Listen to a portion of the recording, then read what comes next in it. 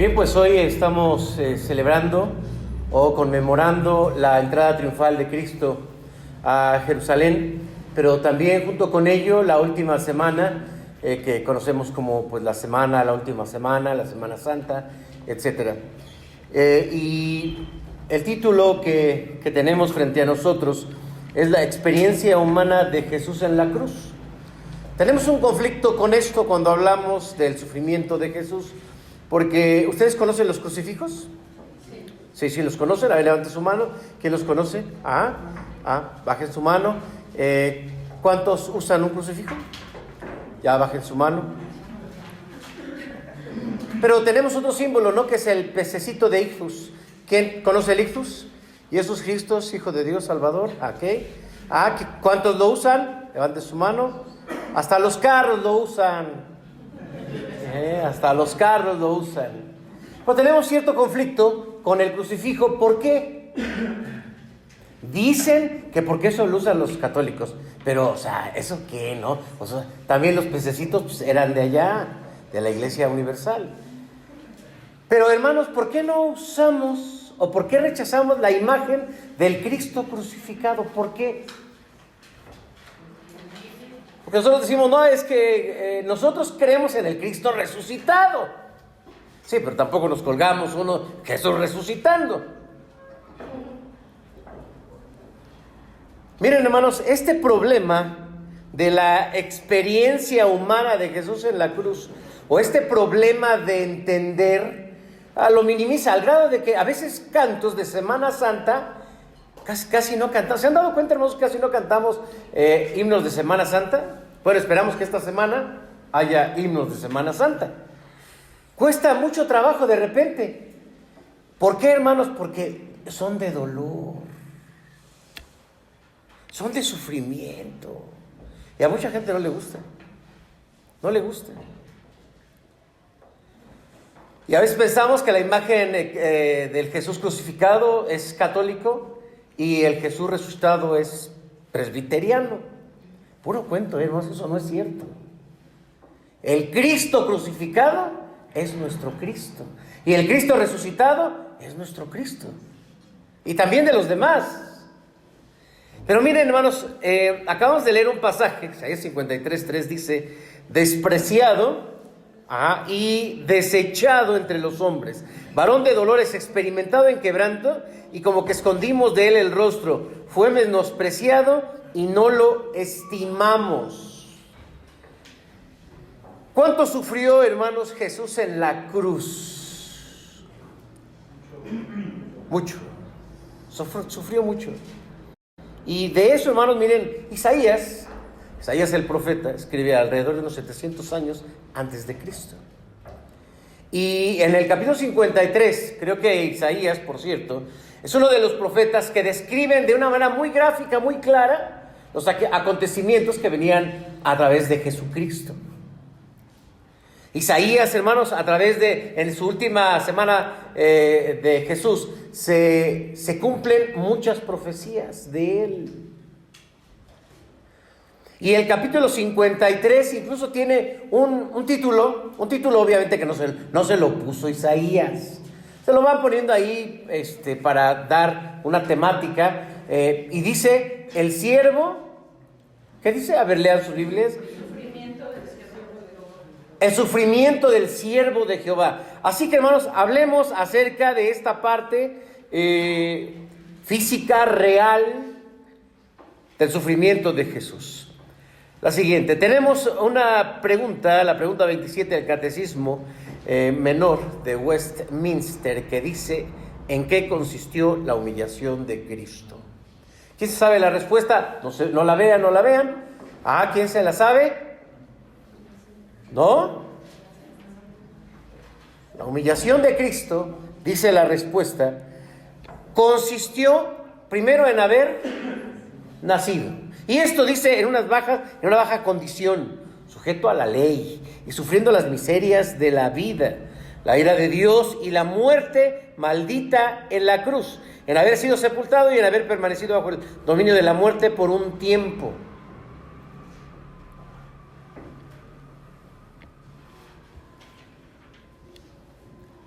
la siguiente. En el primer siglo hubo conflictos para poder comprender la naturaleza de Cristo. Hoy sabemos que Jesús pues tenía dos naturalezas, o tiene dos naturalezas, que es la divina y que es la humana. Y eso significa que Él es Dios, completamente Dios, no la mitad. Es completamente Dios y Él es completamente hombre. Pero en el siglo I había una doctrina llamada el docetismo. Y miren lo que ellos creían. Es una doctrina cuyo nombre deriva de la palabra griega dokein, parecer. Y se manifestó en varias formas desde el siglo I. Dice, al siglo I, será al siglo II. Su doctrina consistía en negar que la real naturaleza humana de Cristo, y negaban también su sufrimiento, y negaban también su pasión y muerte en la experiencia terrenal de Jesús. Ellos decían, no, pues Él es Dios, entonces no sufrió. Parecía un hombre. ¿Y de dónde lo sacan? ¿Se acuerdan que cuando van los dos en camino a Emaús, aquellos discípulos de Cristo, no lo reconocieron? ¿Lo recuerdan? Sí. De ahí se sostienen ellos para decir, pues que parecía. O de repente se camuflajeaba. ¿Recuerdan cuando María lo confunde con el jardinero? Porque entonces dice, la gente hoy lo veía y después ya no lo reconocían. La siguiente, pero también hubo otro movimiento en el siglo IV, que es el apolinarismo. Esta se convirtió, también fue una herejía. Negaba la verdadera y completa humanidad de Jesús, porque enseñaba que no tenía una mente humana, sino que tenía una mente que era completamente divina. Es decir, como un cuerpo humano, pero con una mente de Dios. La herejía disminuyó la naturaleza humana de Jesús para reconciliar la manera en que Jesús podía ser tanto Dios como hombre al mismo tiempo. ¿Cómo entonces eso es posible, hermanos? Pues es que es la naturaleza doble de Jesús.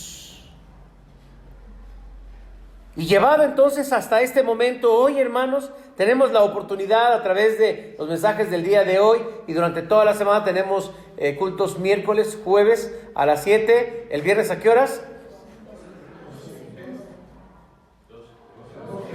Alguien por ahí dijo que a las 3. ¿Alguien dijo que a las 3? A las 12 del día. ¿Qué es que la iglesia regularmente llega a tener estos tres horarios? Unos, la mayoría, a las 9 de la mañana. Otros a las 12 y otros a las 3. ¿Por qué? Bueno, porque a las 9 salió Jesús cargando la cruz. A las 12, bueno, porque estaba ya crucificado. Y a las 3... que muere a las 3 de la tarde.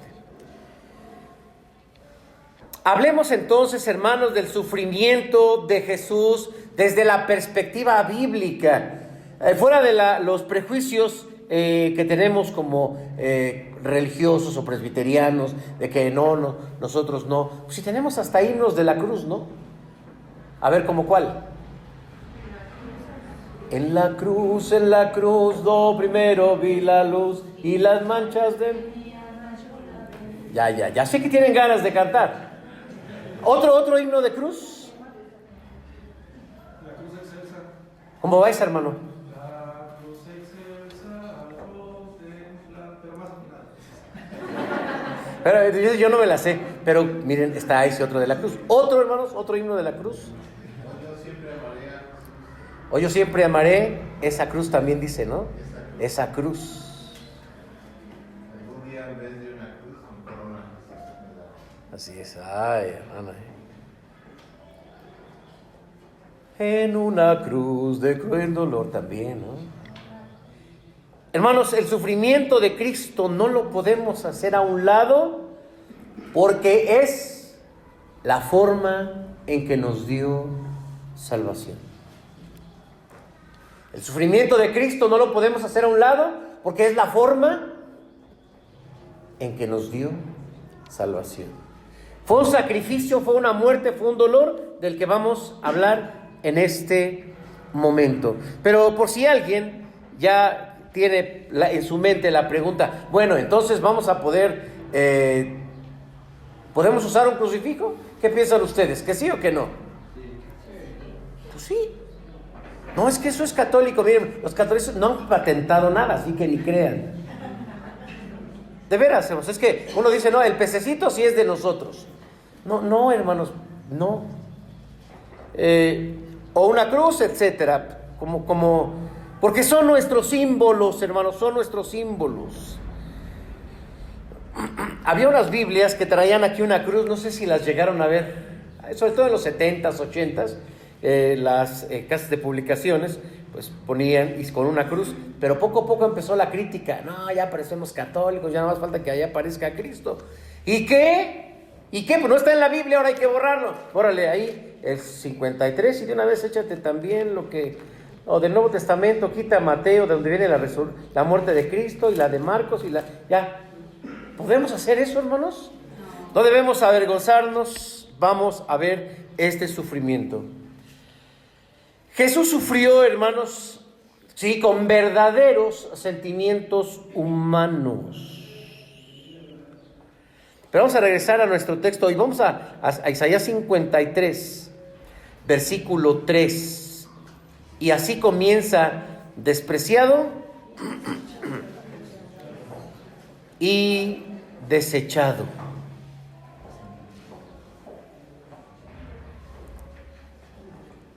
¿Qué significa, hermanos, despreciado? ¿Qué significa desechado? Miren, vamos a Mateo capítulo 27, del 27 al 31. Y alguien, hermanos, que cuando lo encuentre, con voz así muy fuerte, lo lea, por favor. Mateo 27, del 27 al 31.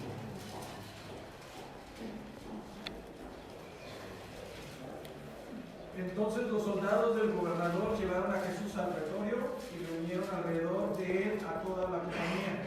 Desnudándole, llevaron encima un manto de escarlata y pusieron sobre su cabeza una corona tejida de espinas y una caña en su mano derecha. Hincando la rodilla delante de él, le encarnecían diciendo: salve, rey de los judíos. Y escupiéndole tomaban la caña y le golpeaban en la cabeza. Después de haberle escarnecido, le quitaron el manto y le pusieron sus vestidos y le llevaron para crucificarlo. ¿Quedó claro, hermanos? No quedó claro, nomás a la hermana. Hermano, otra vez más despacio. Ajá. Estás aquí en la Ciudad de México, sí hay violencia, pero no tanta como la que hay ahorita allá. Que por cierto, me comentaba el hermano que hoy no celebraron culto porque hubo balazos, ya son de a de veras, ¿no? Entonces, tranquilo, hermano, tranquilo. Entonces los soldados del gobernador llevaron a Jesús al pretorio y reunieron alrededor de él a toda la compañía.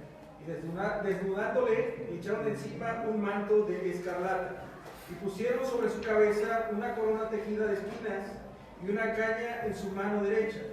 Hincando la rodilla delante de él, le encarnecían, diciendo: salve, rey de los judíos. Y escupiéndole, tomaban la caña y le golpeaban en la cabeza. Después de haberle escarnecido, le quitaron el manto, le pusieron sus vestidos y le llevaron para crucificarlo. Gracias, hermano. Lo que tenemos aquí frente a nosotros es la burla, lo que experimentó Jesús, el rechazo. Un antagonismo, porque ya escuchábamos el mensaje de esta mañana con nuestra hermana Dai, fue alabado, fue reconocido, y de pronto, hermanos, lo vemos como objeto de burla.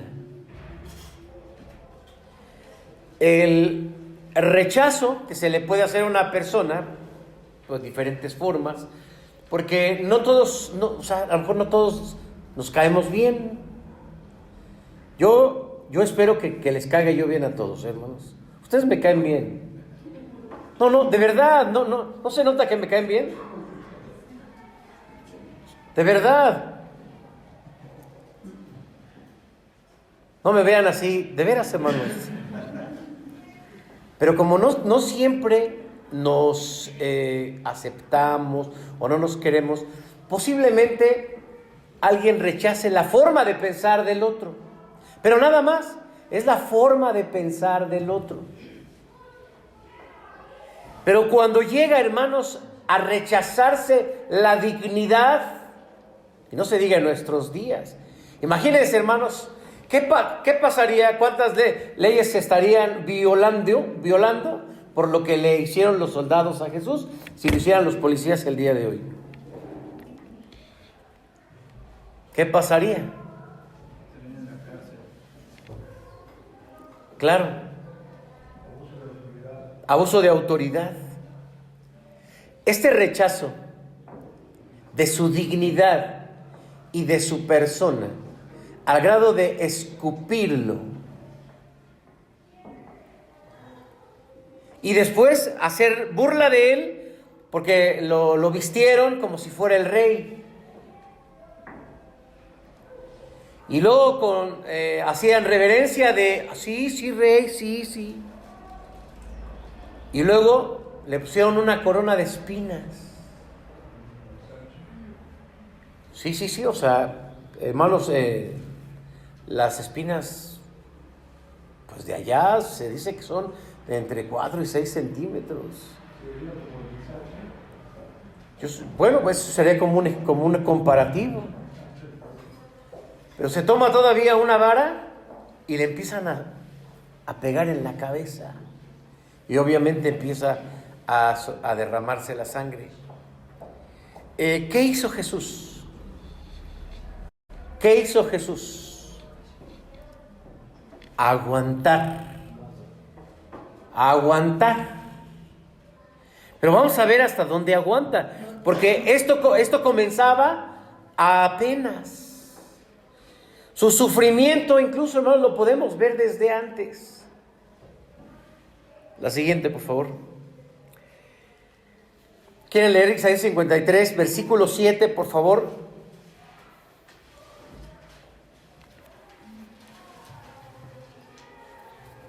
¿Cómo dice? Angustiado él y afligido, no abrió su boca, como cordero fue llevado al matadero, y como oveja delante de sus trasquiladores, enmudeció y no abrió su boca. Gracias. Jesús sufrió angustia. Miren, aquí hay por lo menos 2 palabras en hebreo. Y la primera es nagás. Nagás significa ser arriado como animal hasta generarle angustia. Golpear al animal hasta que se le genere angustia. ¿Se acuerdan ustedes, por ejemplo, que el burro es muy burro, muy necio, y lo golpean y lo golpean y lo golpean? Pero hay un ejemplo en la Biblia de un burro que expresó el grado de ansiedad al que estaba siendo sometido, porque su dueño estaba agarrando unos golpes. ¿Quién era? Balaam. Pues, hermanos, las palabras que tenemos en el versículo 7 las vemos en español, pero a Jesús, detrás de esa palabra, se está describiendo como arriado, como animal, hasta generarle angustia. Y la angustia, queridos hermanos, es cuando queremos algo y no lo podemos tener. Cuando te quieres, das de cuenta que un día te agarran y casi te amarran y te empiezan a hacer cosquillas. Te quieres mover, no puedes. Te quieres defender, no puedes. Se genera entonces lo que se conoce como angustia. ¿Han escuchado a esas personas que dicen, tengo ganas de salir corriendo? Háganse a un lado. Esas personas ya están en una angustia y pues si no salen pueden volverse locas. Y la palabra aná significa generarle ansiedad extrema.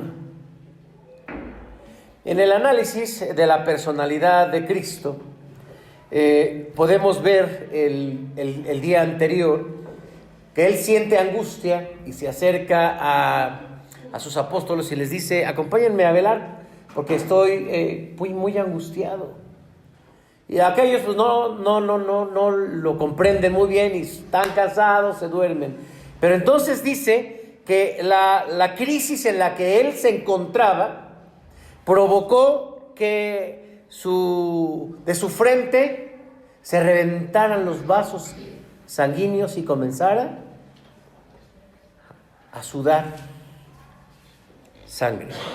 Al grado, hermanos, de que tuvo que venir ayuda espiritual. ¿Quién llegó a ayudarlo? ¿Quién llegó a consolarlo? ¿Elías? No, bueno, que diga la Biblia, no era Elías. El ángel. Bueno, igual era el ángel Elías, ¿no? O sea, tanto ángel que puede haber, igual se llamaba Elías. Pero hermanos, yo creo que también aquí nos encontramos con otro choque, porque regularmente la Biblia dice que los ángeles están para ayudarnos, ¿sí o no?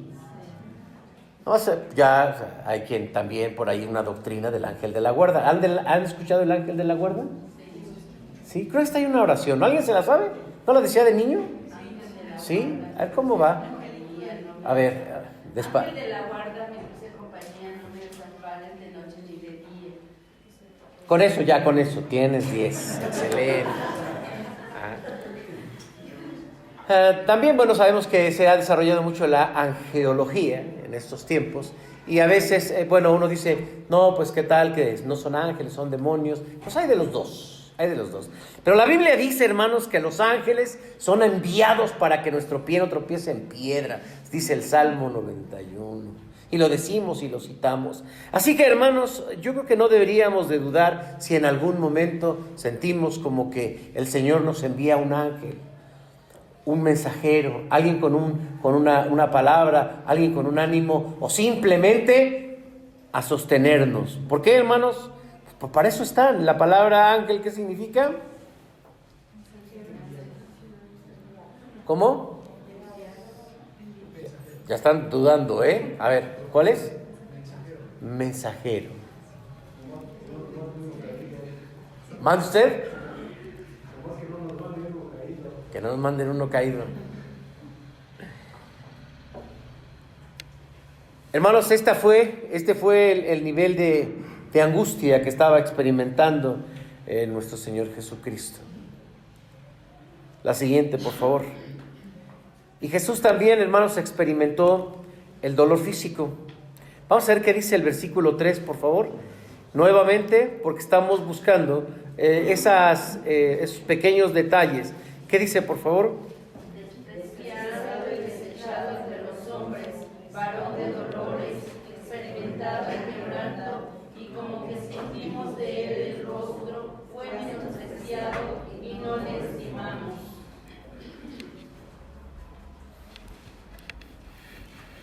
Jesús, hermanos, experimentó dolor. Y a Jesús se le conoce como el varón de dolores. Varón de dolor. Ahora, la palabra que está allí para dolor, que es Macob, habla de un dolor físico, pero también de un dolor emocional. De hecho, hermanos, el dolor físico y el dolor emocional, cuando se juntan, incrementan la situación. Si ustedes han tenido la oportunidad, por ejemplo, no sé, ya ven que de repente les enseñan a uno a bloquear el dolor o algo así. ¿Alguien le han enseñado eso? ¿No? Mira acá sí. Lo que hay que hacer es disociarlo de la parte emocional. Porque el dolor físico y el dolor emocional, cuando se juntan, esto, hermanos, es muy complicado. Hay un término, tal vez ustedes lo han llegado a escuchar, que se llama dolor total. ¿Han escuchado ese término, el dolor total? Y ni digan que no, porque yo se los he dicho aquí. Entonces sí. Bien, esa está fácil. ¿Qué es el dolor total? Es el dolor que está experimentando una persona porque siente que ya va a morir. Es un dolor que, si bien es cierto, está en su cuerpo, pero también le está doliendo otras cosas, como su familia. Tal vez dejar sola a la familia, tal vez dejarle con alguna deuda, con algún compromiso, con alguna responsabilidad. El miedo de no saber a dónde va, qué va a pasar con él, qué va a pasar con los demás. La incertidumbre, sumándole a la tristeza, ese miedo se le conoce como el dolor total. Y cuando eso sucede, el dolor del cuerpo se hace pequeño. Ya le preocupan a uno otro tipo de cosas. El Señor Jesucristo, hermanos, estuvo experimentando en la cruz tanto un dolor físico como un dolor emocional. Y aún así pudo mantenerse, porque a sus discípulos les dijo: no podéis haber velado conmigo. ¿Cuánto tiempo? 1 hora. Se mantuvo firme, incluso para decirle a su padre, mientras estaba siendo sujetado a la cruz: Padre, perdónalos, porque no saben lo que hacen. Hermanos, el Señor Jesucristo fue golpeado, y fue golpeado en extremo.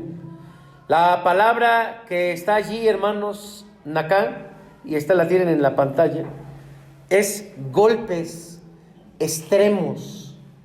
Los judíos, en el contexto romano, tenían una forma de medir los golpes o los castigos que recibían. ¿Se acuerdan cuántos latigazos podría recibir una persona sin morirse? Que si le daban uno más, se podía morir. ¿Cuántos? 39. Oh, sí estudiaron. Tienen 10. 39. Hermanos, los golpes que recibió Jesús fueron extremos. A mucha gente que no le gusta ver La Pasión de Cristo, porque Mel Gibson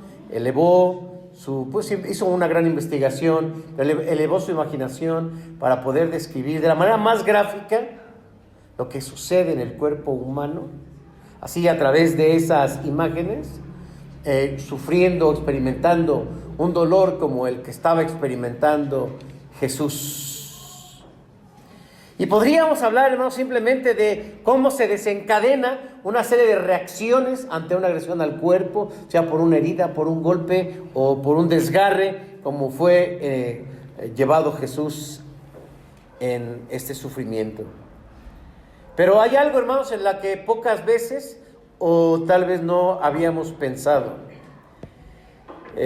Pues lo que hicieron, hermanos, al desnudar a Jesús, profetizado en el versículo 3, es tocarlo inmoralmente. La palabra nagar, que está en el versículo 4, ¿quieren leerlo, por favor? Ciertamente llevó en nuestras enfermedades y sufrió nuestros dolores, y nosotros le tuvimos por azotado, por herido de Dios y abatido. Hermanos, la palabra nagar es tocarlo inmoralmente, incluso sexualmente. Hermano, entonces va a decir usted que a Jesús Sí, hermanos, es una palabra que se atribuiría incluso paralelamente con un abuso sexual. Pues desnudaron a Jesús, sí. Golpearon sus partes sexuales, sí. Pero pocas veces, hermanos, porque no nos gusta hablar del dolor. Sí, a veces escuchamos el mensaje de las 7 palabras, sed tengo.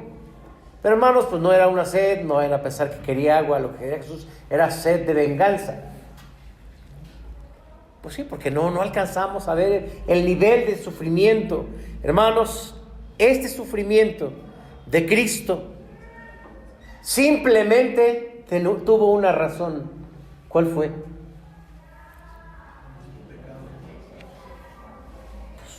Pagar por nosotros. Quiero terminar con esta imagen. La muerte de Jesús físicamente se debió a que su corazón simplemente ya no soportó, porque ya lo hemos escuchado, la muerte de Jesús, claro, la crucifixión y todo ese sufrimiento le llevó a que él pues ya no le soportara su corazón. Finalmente, si no era en ese momento, era a las 3, iba a ser a las 4, era una muerte inminente. La expresión "se tengo" desde la cruz es una expresión real de necesidad extrema, de deshidratación y de dolor, simplemente por amor a nosotros. El justo por los injustos. Voy a pedirte que estés de pie, por favor.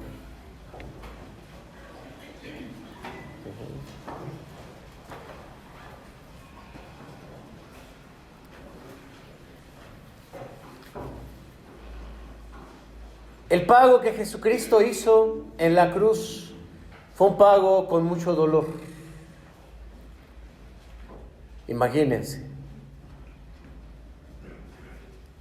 Llamarlo, denominarlo como el varón de dolor.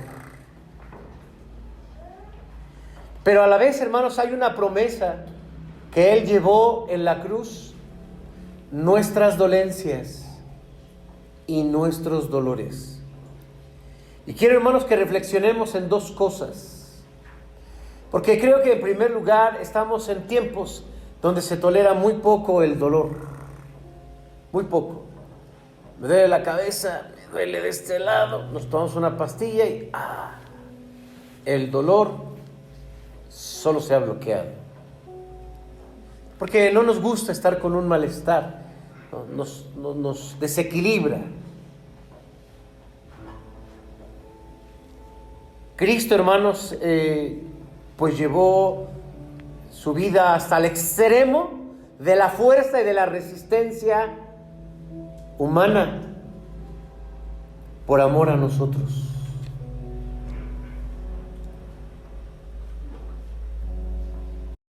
Creo que debemos pedirle al Señor que nos dé fuerza.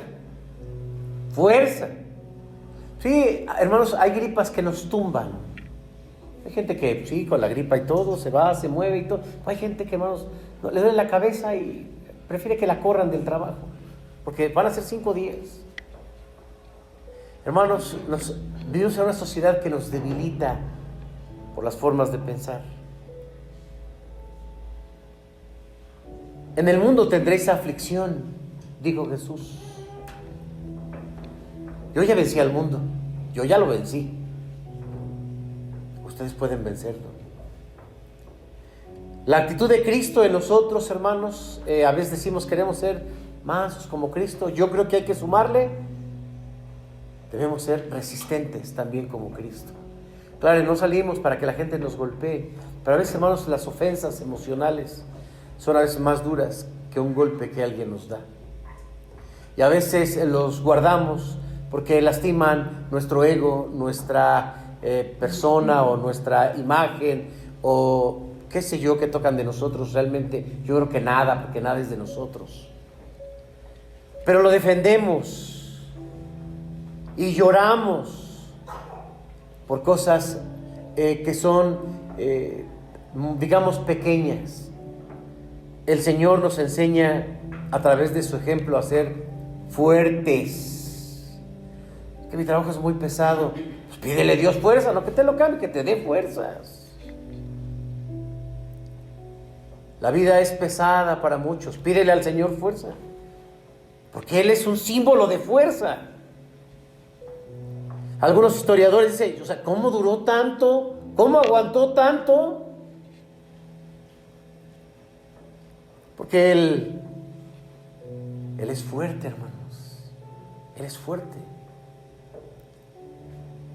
Y lo segundo, hermanos, es que si bien es cierto, todo esto nos lo dio de su gran amor, nos lo dio de su voluntad, de su gracia, porque nosotros no lo merecemos.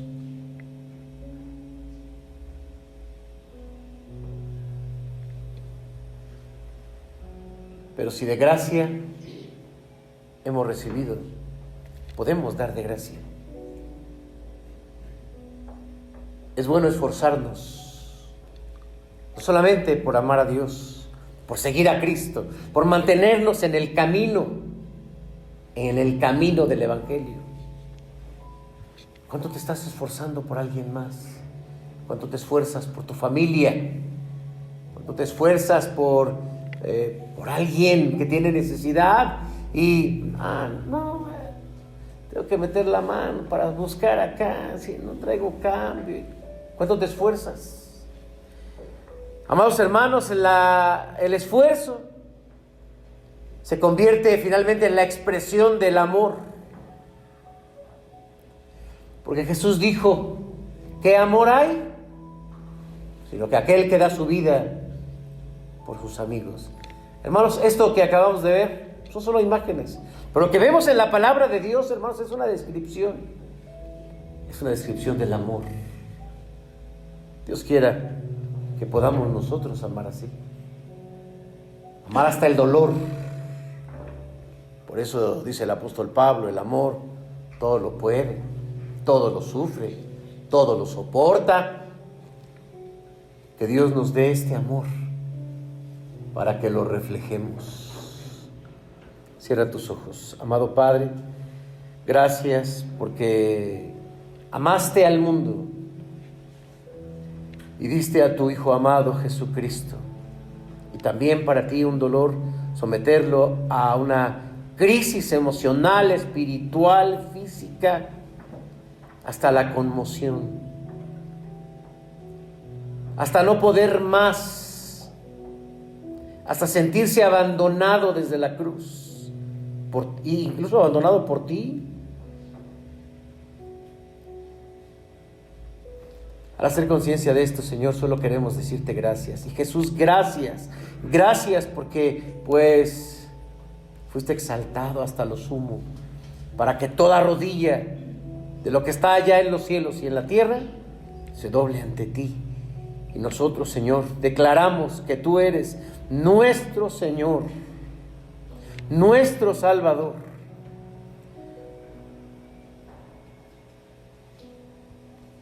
Pero si alguna persona de las que estamos aquí aún no te ve como su Salvador, ten misericordia, toca su corazón. Abre, Señor, su mente, su espíritu y dale vida eterna. Y que estos días, Señor, sean días en el que podamos reflexionar en este sacrificio de dolor. Amén.